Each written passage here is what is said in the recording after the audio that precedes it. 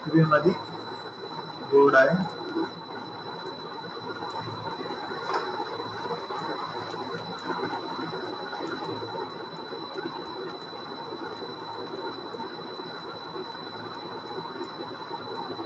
ललित कलेचे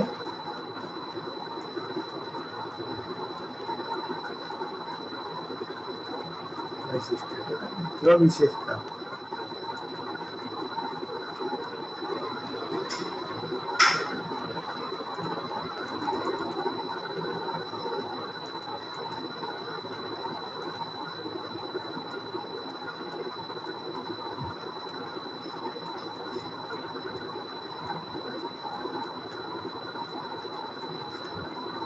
ठीक आहे, एकूण 6 वैशिष्ट्य सांगितले आहे कलेची.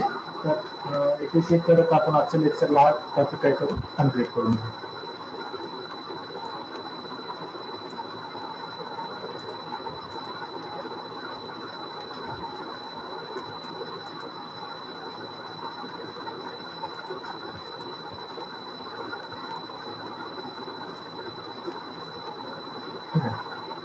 त्याच्यामध्ये 1 नंबरवर जे आहे पहिली वैशिष्ट्य जी सांगितली आहे ती परंपरा प्रधान आहे.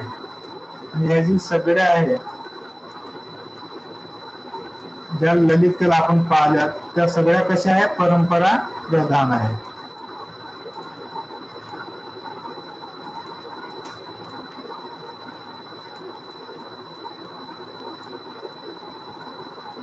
ठीक आहे, पहिलं वैशिष्ट्य आहे की ही जी ललित कला ही परंपरा प्रधान आहे.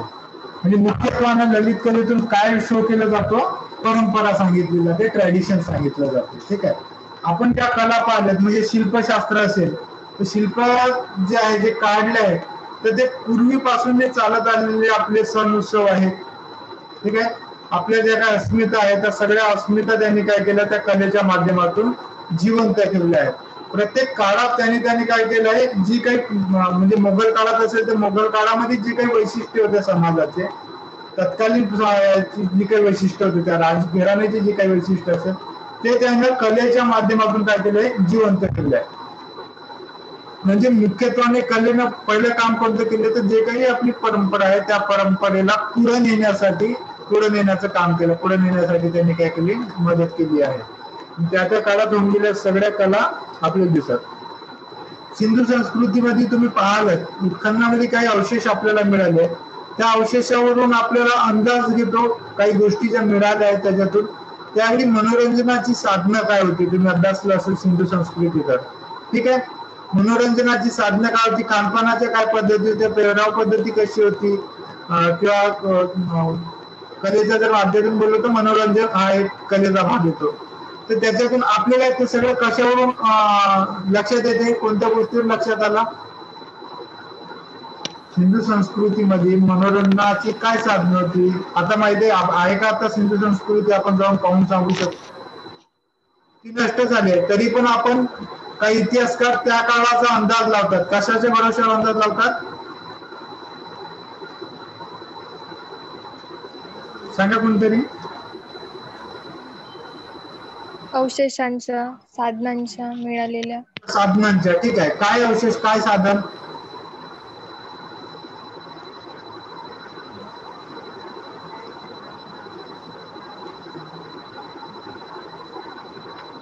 एखादं उदाहरण म्हणून सांगा. म्हणजे खेळणी असेल, वाद्य असेल, खेळणी असेल, वाद्य असेल, किंवा तिथे जे काही खापर वगैरे मिळाली, जे काही विटा मिळाल्या असेल, ज्या काही वस्तू मिळाल्या त्याच्यावर जे नक्षीकाम केलं गेलं आहे, कोरकाम केलं आहे त्याच्यावरून आपल्याला अंदाज येते.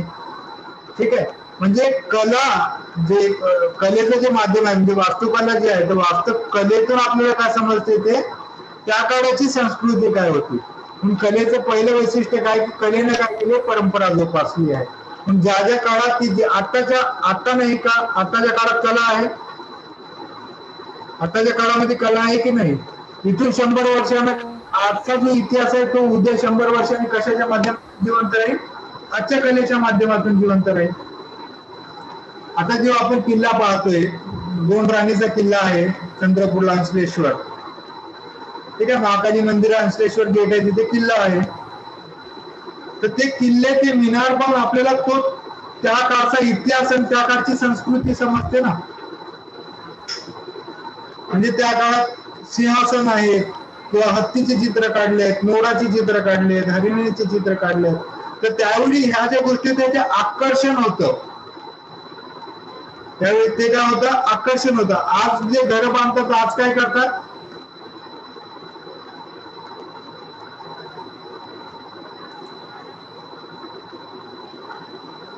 आजचं ठरलेलं आहे, आजचं तर रेडीमेड स्टाईलच आली आहे. ती स्टाईल तिथे आवाज येतो का?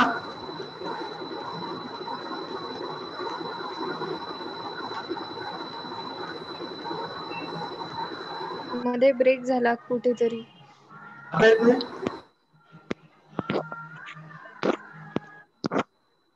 आवाज सर ब्रेक होता है आवाज. इंटरनेट इश्यू आहे, इंटरनेटचा प्रॉब्लेम आहे. मध्ये मध्ये ब्रेक होता है. समजून राहिलं का आपण?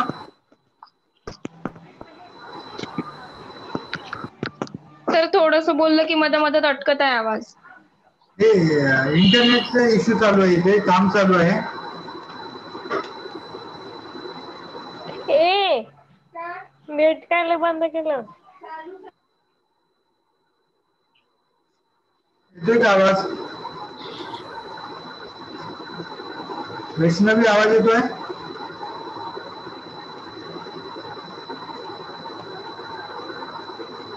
सर थोडस बोललं की आवाज अटकत आहे आता. इंटरनेटचा प्रॉब्लेम चालू आहे, मेसेज आला स्क्रीनला इंटरनेट प्रॉब्लेम म्हणून.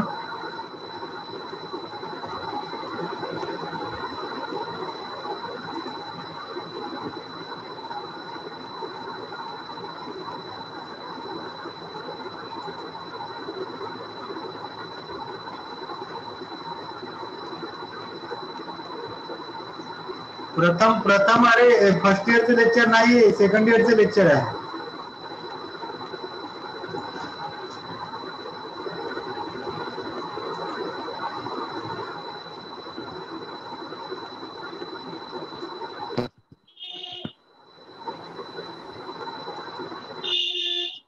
प्रथम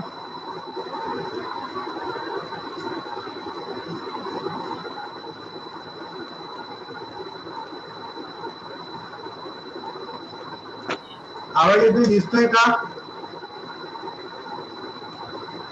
आता येत आहे सर आवाज. येत आहे ना? ठीक आहे. संस्कृती आहे, संस्कृती तो त्या काळाचा इतिहास, तो काळाचा इतिहास पुढे नेण्यासाठी किंवा पुढच्या पिढीला देण्यासाठी कोण जे माध्यम राहते त्या माध्यम मध्ये कला एक काय आहे, मुख्य माध्यम आहे. ठीक आहे. नंतर समजलंय ना का परंपरा प्रधान कलेचं वैशिष्ट्य कसं काय आहे? कारण की कला त्या त्या काळातली जी काही पद्धती आहे, जी काही परंपरा आहे ती शो करते, म्हणून त्याला म्हणतात परंपरा प्रधान.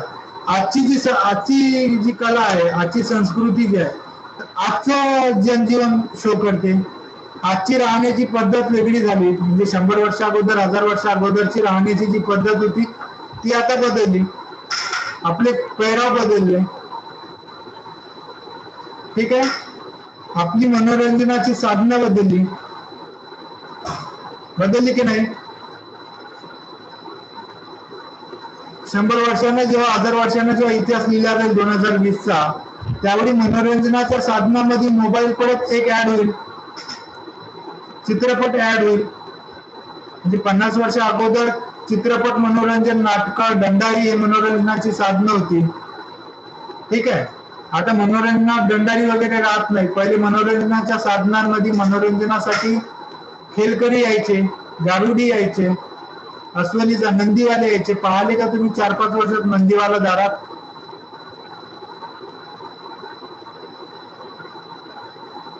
नंदी घेऊन आलाय का वेळेत तुमच्या घरी कोणी 2-4 वर्षात? नाही सर, एवढ्या दिसतच नाही ते आता. पूर्वी आम्ही लहान होतो तेव्हा आमच्या गावामध्ये नंदी आला तर पूर्ण गाव जमा आहे एका नंदीच्या माग. हे पूर्ण राऊंड होय ना, तो नंदी मधामध्ये तो नंदीवाला काय करे, खेळ करे. आहे म्हणजे तो 1-1.5 तास त्या नंदीच्या मागे लोकांचा राहायचा, मनोरंजन, कारण की दुसरी साधनं नव्हती. आता नंदी आला तरी नंदीला खेळ कोणी पाहत नाही. खेळकरी पहिला आम्ही लहान असताना शाळेतून घरी जात असताना जर बंगाली कॅम्पला ते लहान लहान पोराचे दोरीवरून चालतात हे वगैरे प्रयोग चालू राहिले तर पाहत बसायचो.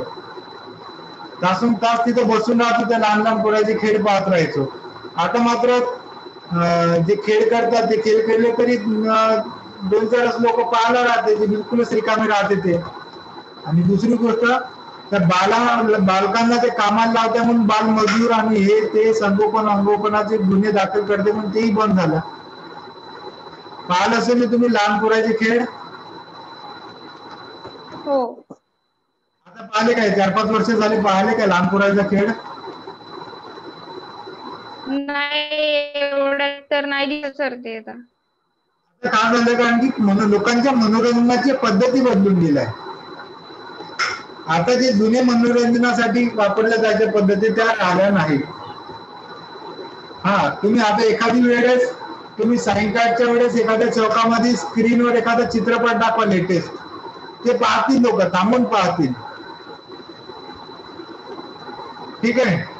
परंतु ते खेळ करायचं वगैरे मनोरंजनाची काय झाली साधनं बदलली. आजची जी कला आहे ती काय करत आहे, आजचं चित्र जे आहे ते शो करत आहे. पण हे काय होतं, काळ एवढा लोटून गेला तरी पण आपण त्या काळाला जसं त्या तसं समजू शकतो. का? कारण की त्या त्यावेळी जी कला विकसित झाली त्या त्या कलेनं तो काळ जिवंत ठेवला. माणसं मरून गेली पण त्याच्या कलाकृतीने त्यांना जिवंत ठेवला. मग त्या काळचा जर तुकाराम 3.5 वर्ष अगोदर गेलं, 400 वर्ष अगोदरचा इतिहास पाहिला, तुकाराम महाराज असतील, शिवाजी महाराज असेल, यांचा जो काही राजकीय जीवन होतं, सामाजिक जीवन होतं, ते जीवन त्यांच्या लिखाणातून जिवंत आहे. तुकाराम महाराजांच्या लिखाणातून ते जिवंत आहे. ठीक आहे. तीही एक कलाकृतीच आहे. ठीक आहे, लक्षात येते. परंपरागत प्रधान म्हणजे काय, तर त्यांनी काय केली, कलेने परंपरा जोपासली, टिकवली, पुढे नेली, सर्वाइव्ह केली. दुसरा धर्मप्रधान. दुसरं वैशिष्ट्य आहे सर दंडार हा कशाचा प्रकार होता, म्हणजे कशा प्रकारे राहत होतं ते? नाटकासारखंच होता. सोंग घेऊन येतात बघा, रामायण कधी गावात केलं जायचं, महाभारताचा शो केला जायचा, तर ते दंडारी यायचे. दंडारी म्हणजे दंडार म्हणजे नाटकातलाच एक प्रकार. सोंग घेऊन नाटक करायचे. माणूस बाईचा रोल करायचा, तिथे स्त्री पात्र नसायचं, शक्यतो माणसंच बाईचा लेडीज पात्राचा रोल करायचा बारीक आवाजामध्ये. ठीक आहे. आणि रात्रभर ते चाले, गाव तिथं पाहत राहे. दंडार आली गावात, ते दंडार पाहायला रात्र लोक काय करे जात होते. ठीक आहे. फुकटमध्ये राहाय स्व इच्छेने लोकांनी दिलं तर दिलं. दुसरी गोष्ट, कलेचं दुसरं वैशिष्ट्य आहे की कला एक आहे धर्मप्रधान आहे. आता धर्मप्रधान म्हणजे तुम्ही अगदी प्राचीन काळापासून पहा, धर्माला कलेची जोड आहे, कलेला धर्माची जोड आहे. हिंदू धर्म घ्या, हिंदू धर्म कलाप्रधान धर्म आहे, तसे प्रत्येकच धर्म आहे, पण हिंदू धर्मामध्ये आपल्याला अधिक ते दिसत. तुम्ही जुने मंदिरं पहा, तुम्ही आता भद्रावतीमध्ये समीक्षा तू पाहिलं असेल, जैन मंदिर आहे, नाग मंदिर आहे, किंवा इतर भागात तुम्ही पाहिलं असेल तर जुने मंदिर आहेत, किंवा चंद्रपूरमध्ये महाकाली मंदिर आहे. तर ही मंदिरं काय आहे, त्या धर्माची आहे, तिथं कोरून ठेवलं आहे, संस्कृती कोरली आहे.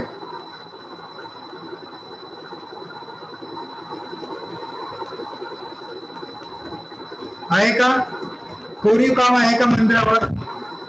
भद्रावतीला लेणी आहे. हो सर आहे. लेणी आहे, हो. विजासन टेकड्यांवर आहे. तर लेणी देखील काय करतात, धर्माची संस्कृती सांगत आहे. कशाच्या माध्यमातून? कलेच्या माध्यमातून. म्हणजे लेणी जे स्तूप तयार केले ती एक कलाच आहे. ज्यांनी कोणी तयार केलं असेल, ज्या कारागिरांनी तयार केली लेणी, तो एक कलेचाच भाग आहे. तर तो काय करतोय, धर्म सांगत आहे. जर तुम्हाला कुणाला, जर तुमचा ओरिसाला जर तुम्ही गेलात, ओडिसा राज्यामध्ये जगन्नाथचं मंदिर आहे, मोठं जगन्नाथचं मंदिर आहे. जगन्नाथच्या मंदिरावर, जगन्नाथ म्हणजे आपला हा जगन्नाथ नाही, वणीवाला नाही, तर तीन ते जगन्नाथच्या मंदिरामध्ये 3 देव आहेत. त्याचा कोणती नावं नाही सांगता येणार मला. तर जगन्नाथपुरी, पुरीला जगन्नाथ मंदिर आहे. ओरिसामध्ये पुरी आहे, ओरिसाची राजधानी. ओरिसाची राजधानी काय? भुवनेश्वर का पुरी?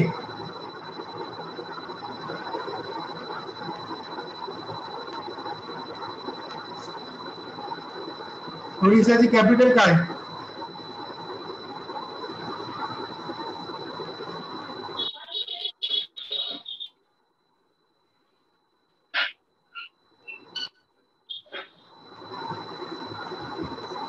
तर तुमचा आवाज पण ब्रेक होत आहे आणि व्हिडिओ पण नाही दिसत आहे.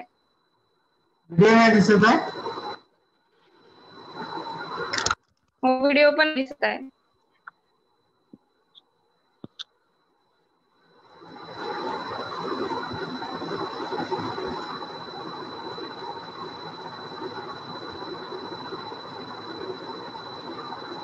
हे काय आहे? भुवनेश्वरच आहे. भुवनेश्वर. Very good. आणि पुरीला तिथे काय आहे? जगन्नाथ मंदिर. ठीक आहे, तर त्या मंदिराला जर तुम्ही, पुरीला आहे ना सर ते? पुरीला आहे जगन्नाथ मंदिर, अगदी समुद्राच्या काठावर आहे, मजेशीर आहे, खूप काही पाहण्यासारख्या ओरिसामध्ये पुरीला. ठीक आहे, तर त्या जर जगन्नाथच्या मंदिरात जर तुम्ही गेलात तर पूर्ण मंदिराचा जो कळस आहे, उंच जे मिनार आहे ते मंदिराचे, त्याच्यावर छोटे छोटे छोटे छोटे मूर्त्या काढल्या आहेत. म्हणजे वात्सायनाने सांगितलेल्या 64 कलाही तिथे काय केलं आहे, चित्रित केल्या आहेत. आपल्याला पाहताना थोडं विचित्र वाटते, वाईट वाटते, काय एवढं कसं का विचित्र प्रदर्शन करत आहे बाबा. ठीक आहे, म्हणजे एवढे विचित्र विचित्र चित्र तिथे काढले आहे त्या मंदिरावर की आम्ही पार्ट 2 ला पार्ट 1 ला असताना गेलो होतो मी, आणि लज्जा यावं एवढं ते हे होतं, विचित्र चित्र तिथे काढलं ते मंदिरावर. पण मग आता एमईच्या लेवल मध्ये थोडी व्यवस्थितच राहते, म्हणजे मॅच्युरिटी लेवल राहते. तर मी विचारले शिक्षकांना आमच्या की सर म्हटलं, मंदिर आपल्यासाठी एवढं पवित्र स्थान आहे आणि तिथे एवढं घाण चित्र का काढले, ते पण मंदिराच्या अगदी मिनारावर अधिकृत. तर ते काय म्हटले, ही आपली संस्कृती आहे म्हटले, हा संस्कृतीचं चित्रण केलं जातं. आता आपल्या डोक्यामध्ये ती वासना आणि तो सगळा भाव आहे, म्हणजे तो विचित्र भाव. पण त्या काळी या जगण्याच्या पद्धती होत्या, त्याच्यात अनैतिक असं काही नव्हतं म्हणून. तर मानवी जीवनाचं जगण्याची एक पद्धत होती, म्हणजे ती पद्धत या मंदिरावर कोरल्या गेली आहे. ठीक आहे, आताच्या सगळ्या जे डोक्यामध्ये ते विचित्रपणा, तो घाणपणा साचलाय म्हणून ते घाण दिसत आहे म्हणून. ठीक आहे, तर ही तुम्ही जर पाहाल तर आपल्याला वाटेल की काय चित्रण तिथे कोरलं आहे, पण ते संस्कृती, तो सगळं काय करतात त्या कलेच्या माध्यमातून सांगायचं. धर्माचं सगळं खान पान पासून सगळं तिथे काय केलंय, क्लिअर केलं आहे. कुठे? भुवनेश्वरला, आपला पुरीला, जगन्नाथ मंदिराला. ठीक आहे, म्हणजे आणि जर दुसऱ्या धर्माचं पाहाल, मोमेडियन धर्माचं पाहाल, तर त्याही मुस्लिम धर्मामध्येही कलेला खूप महत्व आहे. ठीक आहे, बारीक बारीक कलाकुसर राहते. जर तुम्ही फॉरेन किंवा इंग्लंड आपलं राज्य केलं, त्याचे जर तेही कलाप्रिय व्यक्ती होते, बारीक बारीक गोष्टीमध्ये ते काय करायचे, म्हणजे छोटस काय राहिलं तरी त्याला काय कलाकुसर अट्रॅक्टिव्ह करता येईल त्या पद्धतीने पाहिजे. आपण आपल्या घरी साधा दगडे मांडतो म्हणलं, दगडे ठेवतो म्हणलं, तरी ते लोक त्याही दगडाला काहीतरी आकार देता येईल का, काहीतरी वेगळं रूप देता येईल का, इंटरेस्टिंग बनवता येईल का, त्यासाठी ते प्रयत्न करायचे.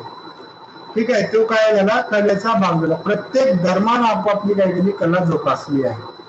ठीक आहे, मोमेडियन धर्मामध्ये ही कला लोकप्रिय आहे, त्याच्याकडे कलाकुसर बारीक बारीक कोरीव काम दिसून येते आपल्याला जर आपण पाहिलं तर. बुद्ध धर्मामध्ये ही कला आहे. ठीक आहे, प्रत्येक धर्मामध्ये, ख्रिश्चन मध्ये आहे, प्रत्येक धर्माला काय कला आधार आहे, प्रधान आहे. कला ही धर्म प्रधानच आहे, प्रत्येक धर्माला कलेची जोड आहे. ठीक आहे, मग ते संगीताच्या बाबतीत असेल, वास्तुकलेच्या बाबतीत असेल, शिल्पकलेच्या बाबतीत असेल, ठीक आहे, चित्रकलेच्या बाबतीत असेल, या सगळ्याच्या बाबतीत काय कला प्रधान दिसून येते आपल्याला. नंतर तिसरं आहे आदर्श प्रधान.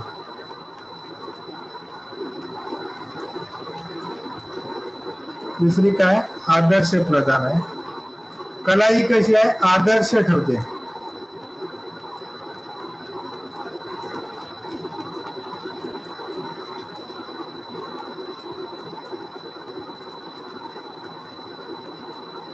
ठीक आहे. तिसरं आहे आदर्श प्रधान, नंतर भाव आणि प्रतिक्रियात्मक आणि रस.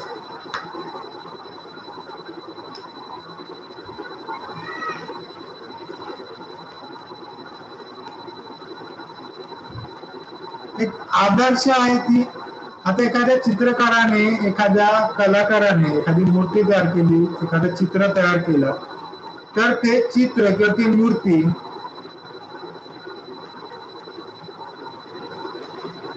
त्याला जे तुम्हाला सांगायचं आहे ते तुम्हाला असं डायरेक्ट दिसेलच, परंतु त्याला काही गोष्टी वेगळ्या अंगाने सांगायच्या, व्यंग्य रूपाने सांगायच्या, त्याही आपण काय करतो, समजून घेतो. ठीक आहे. व्यंगात्मक काही गोष्टी आपण काय करतो, समजून घेतो. त्याला जे सृजन, जे काही बारकाईने तिथून मेसेज द्यायचा आपल्याला, व्यंगात्मक जो मेसेज द्यायचा तो काय होतो, कलेच्या माध्यमातून आपल्यापर्यंत पोहोचतो. तो आदर्श आहे. आता आपल्या पुढे कलाकार आदर्श आहे की नाही?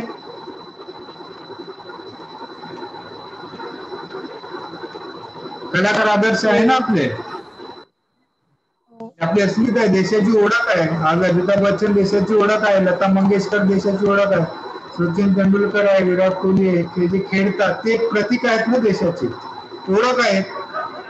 ते जे कलाकार आहेत ते काय आपल्यासाठी आदर्श. म्हणजे कलाकार काय करतो, त्याच्या कलाकृतीतून सगळा आनंद प्रदान करत असतो, म्हणून तो काय होतो, आदर्श होतो. त्याचं जीवन आपल्याला मोटिवेशनल वाटते. ठीक आहे. कारण की तो काय करतो, दोन अंगानं कलेला पोच करतो. एक आहे की त्याला जे सांगायचं तो स्पष्ट रूपाने दिसते, आणि दुसरं व्यंगात्मक जे राहते ते खऱ्या अर्थानं कलेचं काय करते, आनंद प्रदान द्यायचं काम करते. चौथा भाव, भाव प्रदान किंवा त्यालाच म्हणतात व्यंजना प्रदान. ठीक आहे. आपण इथे भाव लक्षात घेऊ. आपण पाहिलंय, मागे पाहिलं की कलेला काय आहे, कला ही भाव कशी असली पाहिजे, ललित कला भावात्मक असली पाहिजे, त्याच्यात भाव असला पाहिजे. याच्यामध्ये भावाचा विशेष उल्लेख आहे.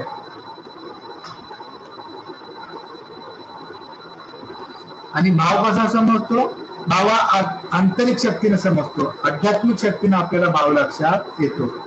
तर कला ही काय, भाव प्रधान आहे. जी आंतरिक शक्ती आहे, आत्मशक्ती आहे, आत्मशक्तीच्या द्वारे आपल्याला त्या कलेला अधिकतेने ते चित्र समजतो. लहान मुलाला जे चित्र पाहते, एकच चित्र काढला, लहान मुलगा त्याच्या पद्धतीने आनंद घेतो, आपण आपल्या पद्धतीने आनंद घेतो. मुलाच्या दृष्टीने आपल्याला ते चित्र अधिक समजते. का? कारण की आपण ते चित्र अनुभवात्मक समजून घेतो. त्या चित्रात नेमके काय भाव सांगितले आहेत ते भाव आपण समजून घेतो. तुम्ही रांगोळी स्पर्धा वगैरे करता किंवा चित्रकला स्पर्धा जेव्हा होते, एक चित्र काढून तुम्ही तर मोकळे होऊन जाता, परंतु जो जज करत राहतो, जो नंबर देणार राहतो, तो त्या चित्रात त्या कलाकाराला काय काय सांगायचंय, काय भाव द्यायचा आहे, काय मेसेज द्यायचा, हा सगळा मेसेज तुम्ही चित्रित केलेल्या कलर वरून बारीक बारीक गोष्टी आपल्याला काय करायचं, नंबर द्यायचा राहतो. तर तो जो मेसेज आहे तो भाव आहे. कोणतीही कलाकृती काय आहे, भाव प्रदान राहते. ठीक आहे. नंतर आहे प्रतीक प्रदान. आणि सगळ्यात हे कला प्रतीक प्रदान मध्ये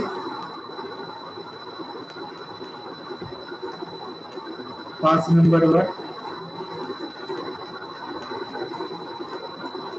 प्रतीक कशाला म्हणतो आपण,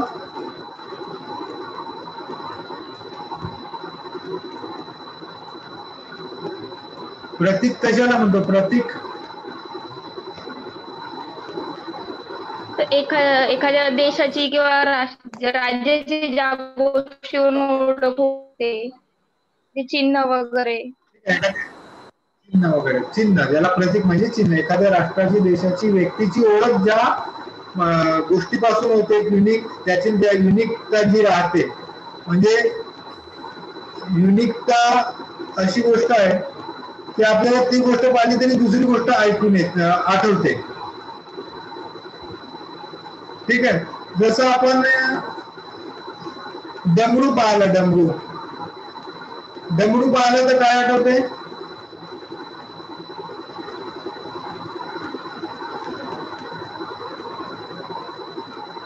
कशाची आठवण होते? काय डोक्यात काय चित्र येते डमरू पाहिलं तर? शंकरजीची. शंकरजीची. कारण की डमरू एक प्रतीक कुणाचा आहे? शंकरजीचा. नंदी पाहिलं तर शंकरजीची आठवण येते. ठीक आहे. चक्र पाहिलं तर सुदर्शन चक्र पाहिलं तर कोण लक्षात येते?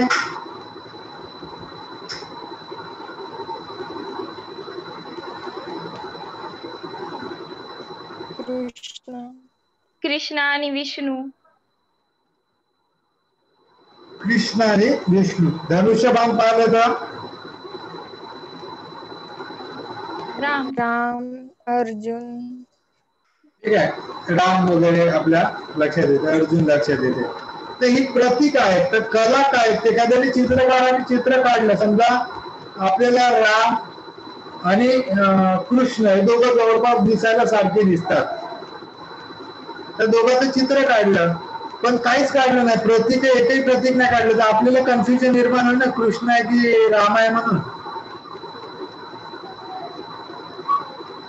ठीक आहे. मग तो त्याला प्रतीक काढावीच लागतात. त्याला जर कृष्णाचं काढायचं तर त्याला बासरी काढावीच लागते. बासरी काढली का लगेच तो चित्र कृष्णाचं असं आयडेंटिफाय होतंय. का? कारण की कृष्णाचं प्रतीक बासरी आहे म्हणून. तर ही जी कला आहे ही प्रतिकात्मक आहे. प्रत्येकाचे प्रतीक ते कलेसोबत ते शो करतातच. ठीक आहे. प्रतीकाशिवाय ती कलाकृतीच पूर्ण होत नाही.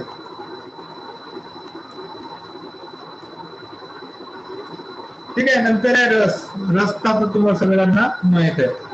वाक्य रसात्मक काव्य म्हणजे काव्य हे पूर्ण रसात्मक असते. रस देखील काय आहे? काव्याचा प्रतीक आहे. ठीक आहे. आता हे जे 9 रस आहे, हे 9ही रस काव्य कलाकृतीचा, मग ते नाटकात असेल, चित्रपटात असेल, गायनात असेल, भाषणात असेल, साध्या बोलण्यात असेल, प्रत्येक गोष्टीमध्ये रस काय असतो? असतोच असतो. मग ही जी काही कलाकृती काढायच्या त्या कलाकृतीमध्ये रस राहतो. मग त्याला ते चित्र कोणत्या रसात काढायचं? वीर रसात काढायचं. युद्धाचं आहे तर मग वीर रसात काढावं लागेल. ते चित्र वीर रसात काढायचं तर त्याला ते चित्रकाराला त्या चेहऱ्यावर तो वीर रस दाखवता आला पाहिजे, ती चीड दाखवता आली पाहिजे, तो आक्रोश दाखवता आला पाहिजे. ठीक आहे. तो रक्तपात दाखवता आला पाहिजे वीर रसात चित्र पाहिजे तर ते काय होते? कोणतेही चित्र काढलं तर ते एखाद्या ना एखाद्या रसात असतेच. कोणता नाही कोणता रस त्या चित्रात असतोच. एक मुख्य असतो आणि बाकी 2 स्वरूपात असते. म्हणून कोणतीही कलाकृती रसाला सोडून राहत नाही, प्रतीकाला सोडून राहत नाही, भावाला राहत नाही. आदर्श प्रदान करणार आहे तर धर्म प्रधान आणि परंपरागत प्रधान आहे. ठीक आहे. ही झाली कलेची वैशिष्ट्ये. ही आपल्याला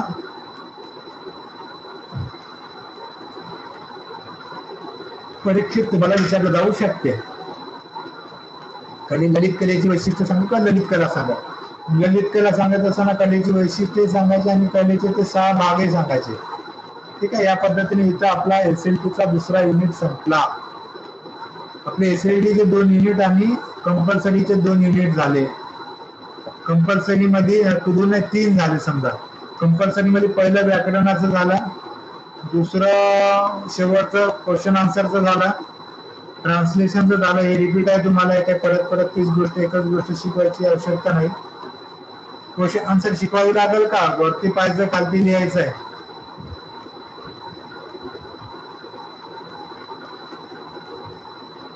याच्या व्यतिरिक्त आता आपल्याला